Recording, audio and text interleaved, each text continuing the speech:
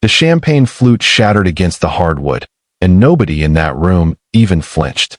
My daughter's hand was still gripping my wrist under the table, her nails pressing little white crescents into my skin, and she leaned in close enough that I could smell the wine on her breath.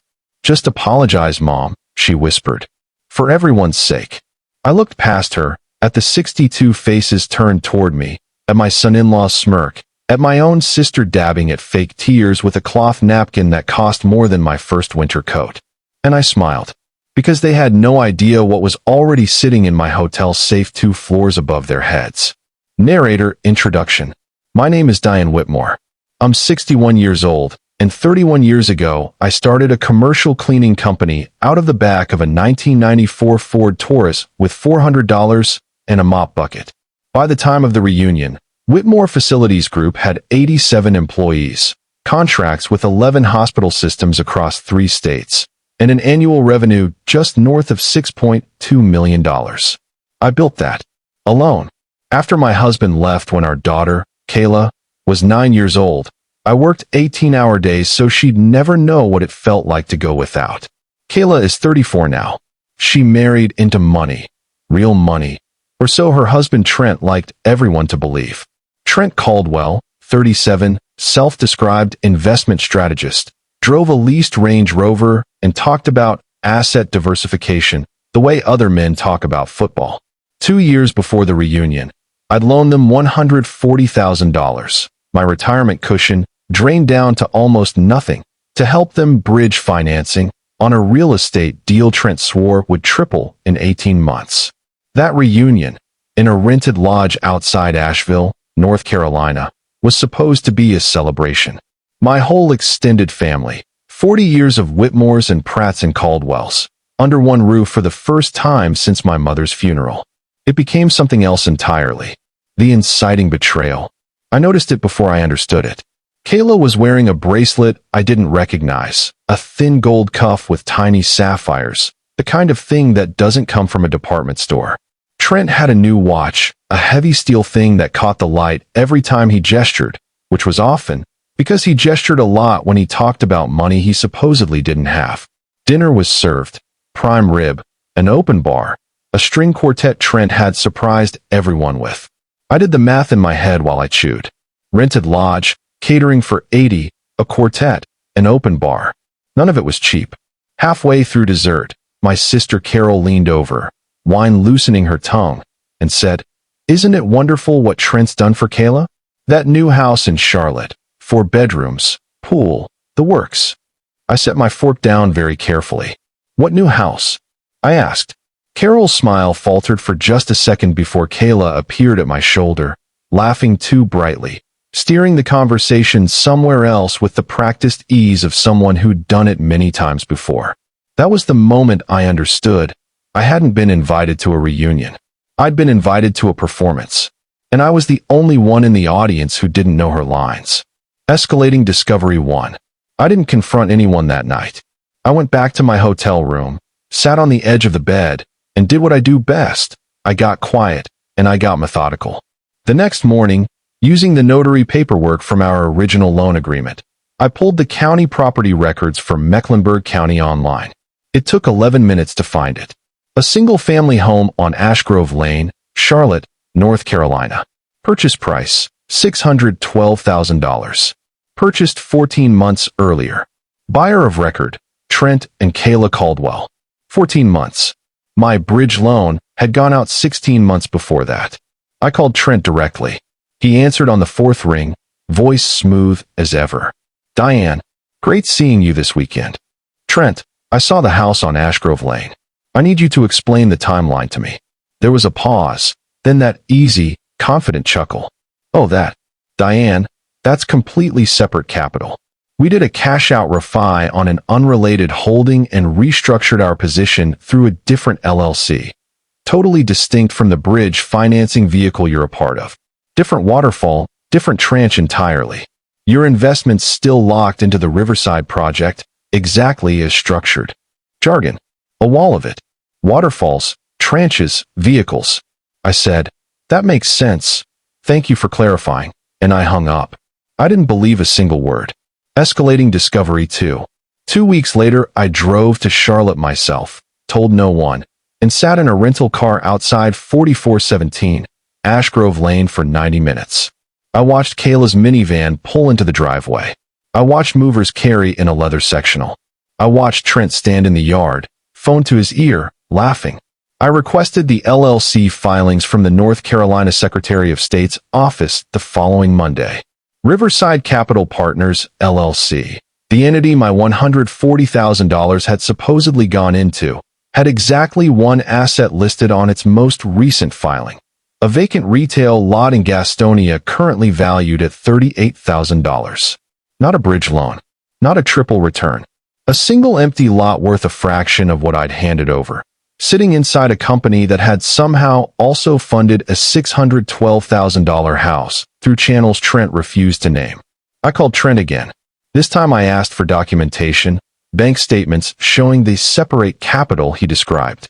He sent me a 2-page PDF, vague and signed, referencing an account number that, when I quietly asked a friend at my own bank to check the routing format, didn't correspond to any real financial institution at all.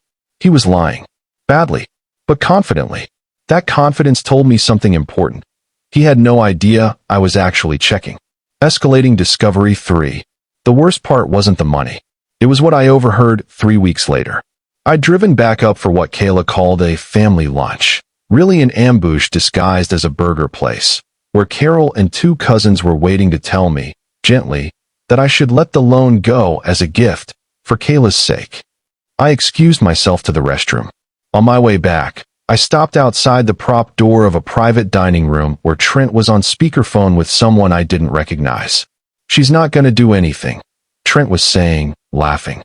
"She's 61. She thinks a spreadsheet is advanced technology." I told her some nonsense about tranches, and she just said thank you. Old woman doesn't know what hit her. Kayla's voice, quieter, but not disagreeing. Just don't push it too far, okay? She still has the paperwork. The paperwork doesn't matter if she doesn't understand it, Trent said. I stood in that hallway for 4 full seconds. Then I walked back to the table, sat down, and asked Carol to pass the ketchup. Escalating Discovery 4. That night, I hired someone I should have hired months earlier, a forensic accountant named Priya Nair, referred by my company's own CFO. I gave her everything. The loan agreement, the LLC filings, the fake bank statement PDF, dates, names. 10 days later, Priya called me with findings that took my breath away. Riverside Capital Partners wasn't just underperforming. It had never held any bridge financing project at all. Trent had used my $140,000, combined with $95,000 he'd separately borrowed from Kayla's own father-in-law from a prior marriage, a man named Walter Pratt, 73 years old, currently in an assisted living facility, and funneled both sums directly into the down payment and renovation of the Ashgrove Lane house. 2 victims, 1 house, 0 legitimate business. And Trent had power of attorney over Walter's remaining accounts, set up, temporarily, for convenience, 8 months earlier. I sat in my kitchen at 11 at night with the printed report in front of me, and I did not cry. I got very, very calm instead. Escalating Discovery 5. Priya found one more thing, almost as an afterthought in her final email. Trent had listed the Ashgrove Lane house for a quiet sale to a private buyer, off-market, closing in 6 weeks. If it sold, the money would clear his LLC, clear his tracks, and leave both Walter and me holding worthless paper with no asset behind it at all. 6 weeks. That was my window. I read that line 3 times, then closed my laptop. I thought about the 62 faces at that reunion table. I thought about Kayla's hand on my wrist. I thought about Trent's voice through a prop door, laughing about how I thought a spreadsheet was advanced technology. Fine, I thought. Let him keep thinking that. The pivot, playing weak. I called Kayla the next day and told her I'd been having trouble with my memory lately. I let my voice waver. I mentioned, offhand, that I'd been forgetting where I put things, that Priya's number was written on a sticky note I kept losing. It wasn't entirely a lie. I was 61, and grief plus stress plus sleepless nights had genuinely left me foggier than usual. But I leaned into it, hard, on purpose. At the next family call, I let my hands shake slightly when I held my phone. I asked Trent to explain the trenches thing again, slower this time. I get confused. I bought a pair of reading glasses I didn't need and wore them low on my nose, peering over them like I was struggling to follow. Inside, I was doing exactly the opposite of struggling. I was cataloging every word. My reasoning was simple. A confident predator gets careless around what he believes is a confused old woman. Trent had already told me, out loud, unprompted, that he thought I didn't understand what hit me.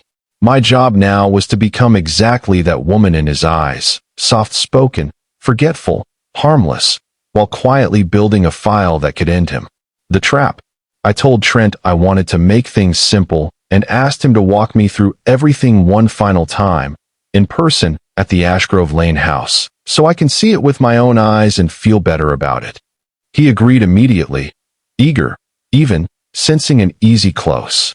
What Trent didn't know was that I'd asked Priya to help me set up a small recording device, disguised inside a pin clipped to my blouse, legal for one-party consent recording under North Carolina law, which I'd specifically confirmed with an attorney beforehand. I also brought a folder of loan documents I said I wanted him to help me organize, which contained, buried in the middle, copies of the actual LLC filings and Walter Pratt's power of attorney paperwork, bait, to see how he'd react to seeing them in my hands. My phone sat face down on the kitchen island the entire visit, buzzing twice with texts from Priya confirming she was standing by, ready to alert Walter's court-appointed advocate and my attorney the moment I gave the signal. Trent talked for 40 minutes. He used the word tranche 9 times. At one point he picked up the folder, flipped through it lazily, saw Walter's name, and set it back down without a flicker of concern. "Don't worry about any of this, Diane," he said, patting my hand like I was a child. "I've got it all handled." "I'm sure you do," I said softly, and reached for my tea. I had everything I needed. Public climax. The family had one more gathering planned, Kayla's 40th birthday dinner, 6 weeks later, at the same lodge outside Asheville. 60 guests. The same string quartet. The same open bar. I arrived wearing my reading glasses and carrying my purse a little too tightly, playing the part until the very last second. Halfway through the toasts, Trent stood, glass raised, and, emboldened by wine and audience, decided to make a joke at my expense. "To family," he said, grinning around the room, "and to Diane, who's finally learning that some things are just too complicated for her to worry about. Isn't that right, Diane?" Laughter. Kayla's included, thin and nervous, but present. I stood up slowly. The room quieted, expecting an apology, expecting the confused old woman to nod along one more time. Instead, I set down my reading glasses on the table, the same pair I'd worn for 6 weeks as a costume, folded them once, and spoke in a voice so calm it carried further than shouting ever could. "Trent, on March the 14th, you told me my $140,000 was in a bridge financing vehicle called Riverside Capital Partners. That LLC's only asset is a $38,000 vacant lot in Gastonia. The rest of my money, along with $95,000 of Walter's, financed the house on Ashgrove Lane, the one you're currently trying to quietly sell in 6 weeks, without telling either of us." Trent's grin didn't move for a second, frozen, like his face hadn't caught up to his ears yet. "You also currently hold power of attorney over Walter's accounts," I continued, "set up 8 months ago. Walter's court-appointed advocate has a copy of that paperwork as of this morning, along with a full forensic report." I reached into my purse and pulled out the pen from my blouse, setting it gently on the table beside my folded glasses. "And everything you said to me at that house 6 weeks ago is on this." Trent's glass slipped from his fingers and shattered against the hardwood. The second time that sound had marked this family in 1 year. Except this time, every single person in the room turned to look at him. 2 men in plain clothes who had been quietly seated near the bar all evening stood up. Adult Protective Services investigators, there at my attorney's request, present the moment Walter's name entered the conversation on record. Trent looked at Kayla. Kayla looked at the floor. I picked my glasses back up, put them in my purse where they belonged, a prop no longer needed, and sat down to finish my dinner. Fallout montage. Within 4 months, The story played out like a slow-motion collapse. Trent was charged with financial exploitation of a vulnerable adult regarding Walter Pratt's accounts, a Class G felony under North Carolina law, and separately faced civil fraud claims from both Walter's estate and from me. He surrendered his power of attorney within the week, under court order. The Ashgrove Lane house sale fell through the moment the title company flagged the pending litigation. It went into foreclosure 11 months later. Trent's business partners, the ones behind the investment strategist persona, quietly cut ties, and his LinkedIn profile, once boasting $40 million plus AUM, disappeared entirely within a month. Kayla filed for divorce 90 days after the dinner. She did not fight me on repayment.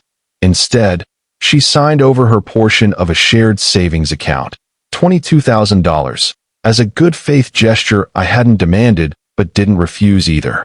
I forgave Walter Pratt's family the remaining balance of what I might have legally been owed from his estate, since he had lost far more than I had and had far less left to rebuild with.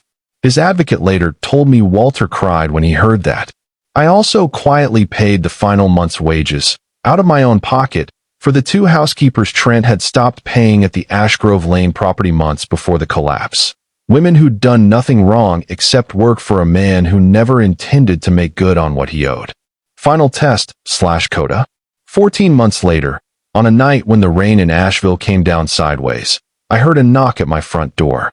Trent stood on my porch, soaked through, thinner than I remembered.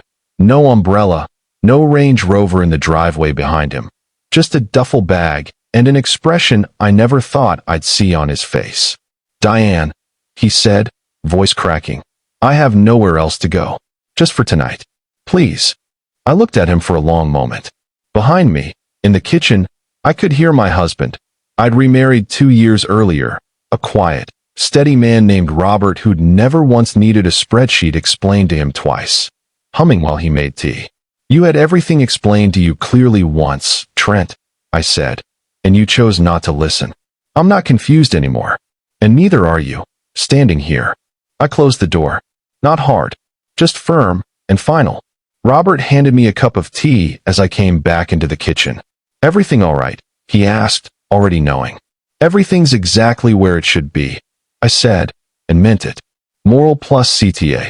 If there's one thing this whole ordeal taught me, it's that the people who underestimate you are handing you the very tool you need to protect yourself, so let them. Confidence makes people careless, and quiet patience will always outlast a loud lie. Have you ever had to play weak to protect what mattered most? Tell me in the comments. I read every one. If this story hit home, hit like, subscribe for more real stories like this one, and I'll see you in the next video.